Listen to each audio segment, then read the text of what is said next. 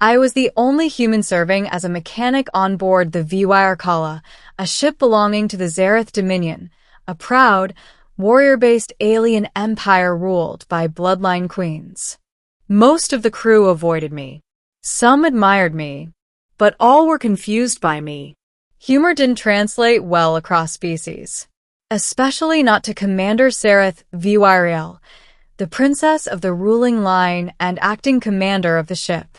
She was tall, silver-skinned, with eyes like molten gold and hair that shimmered like liquid starlight.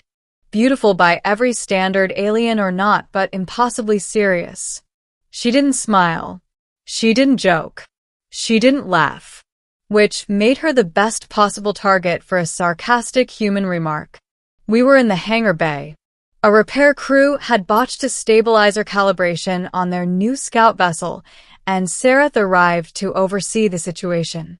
I was standing nearby with my diagnostic tablet. "Human," she said sharply, "fetch the tools and prepare to reroute the auxiliary output." "I'm on it, my queen," I said absent-mindedly. The hangar fell silent. Completely silent. Every Zareth officer stared at me, their silver skin paling into a bluish tint, a sure sign of shock. One even dropped his datapad. Zareth froze. Her eyes widened. Her jaw tightened so hard the muscles in her neck flexed like drawn cables. I realized too late what I'd done. Among the Zareth, addressing someone as my queen wasn't a joke. It was a binding pledge, a claim of loyalty and devotion, and spoken publicly, it was essentially a declaration that I was choosing her as my sovereign. A claim that could not be taken lightly. Zareth stepped toward me, every footstep echoing like thunder. "Repeat what you just said," she whispered. My brain screamed. My survival instinct begged me to run. But my mouth, traitorous as always, kept its human stupidity. "It was just a joke," I said weakly. "You know, human humor." The entire hangar gasped. Zareth leaned in so close I could feel the heat radiating from her skin. "Human," she whispered, "you do not understand what you have invoked." But she didn't punish me. Instead, she issued a command that terrified the entire crew. "Everyone out. Leave us. Now." Instant evacuation. Officers stumbled over each other. Tools clattered. Within seconds, the hangar was empty. Except her. And me. Middle, a queen's claim. Zareth paced in front of me, hands clasped behind her back, trying to hide her agitation. "Human," she finally said.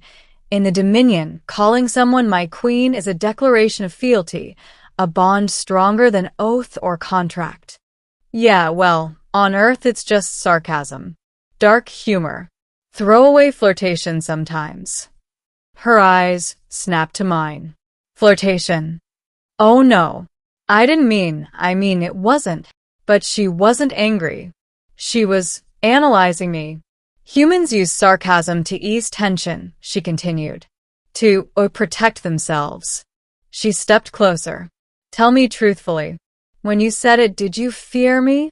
"No," I said without thinking. That stopped her. Most species feared the Zareth.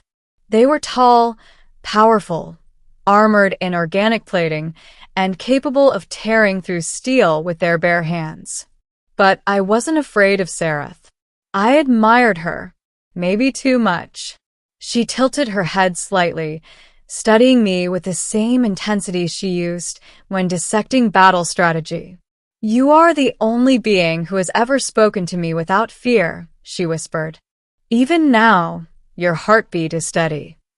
"That's because you're not scary," I said softly. "You're you." She blinked.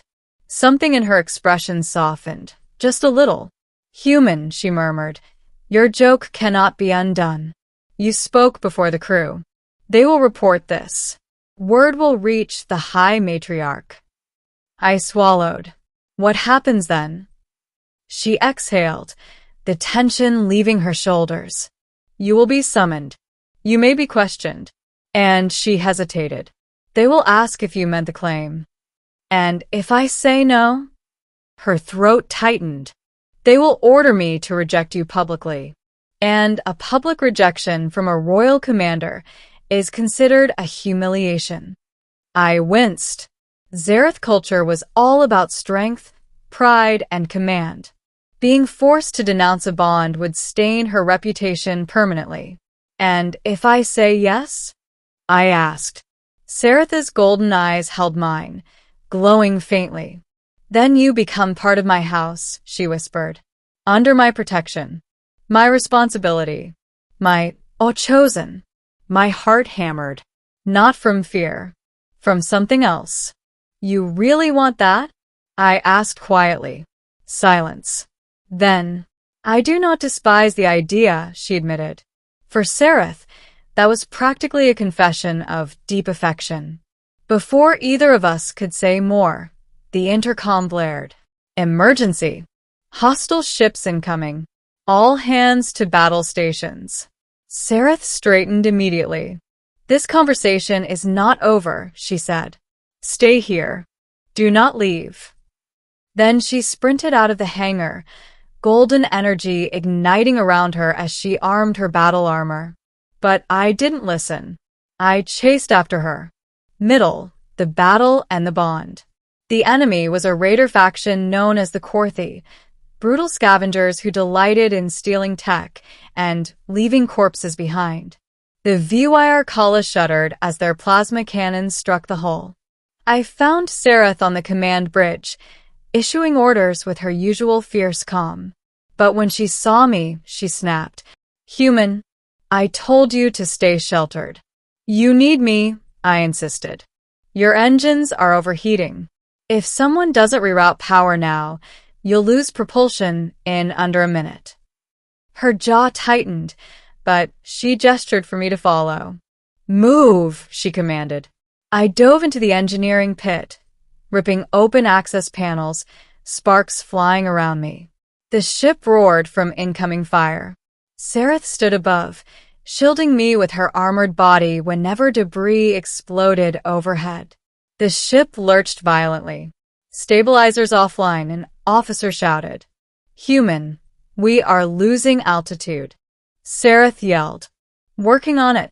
I bypassed the cooling conduits, rerouted plasma flow, and slammed my hand onto the manual override. The ship steadied, barely.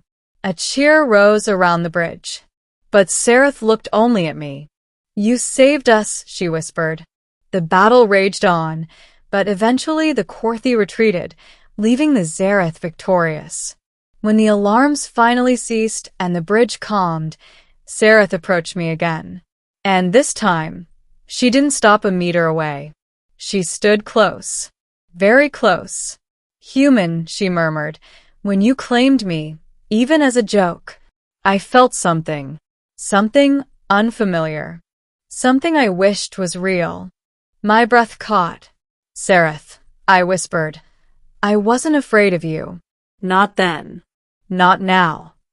Her pupils widened, a Zareth sign of emotional vulnerability. Then answer me truthfully, she whispered. Would you claim me again? Ending. The real choice. The High Matriarch arrived 3 days later. An audience chamber was prepared. Hundreds of Zareth officers gathered. I stood alone on the platform as the matriarch, towering, regal, terrifying, addressed me.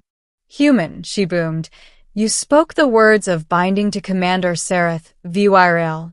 Do you deny this claim? I looked at Sareth. She stood rigid, expression unreadable, but her hands trembled slightly. Waiting, hoping, fearing. A joke had brought us here. But everything after, that was real. I took a breath. I don't deny it. A ripple tore through the crowd. The matriarch narrowed her eyes. Then speak clearly. Do you accept Commander Sareth as your chosen queen?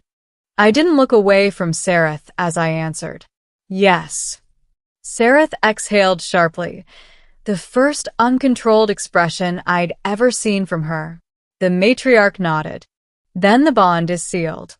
Humans are unpredictable, but courageous. Welcome to House VYRL. Sareth stepped toward me, her voice trembling. Human, you truly meant it? I smiled. For you? Yeah, I meant it.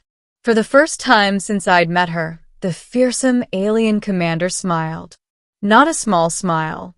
A radiant, overwhelming, disarming smile.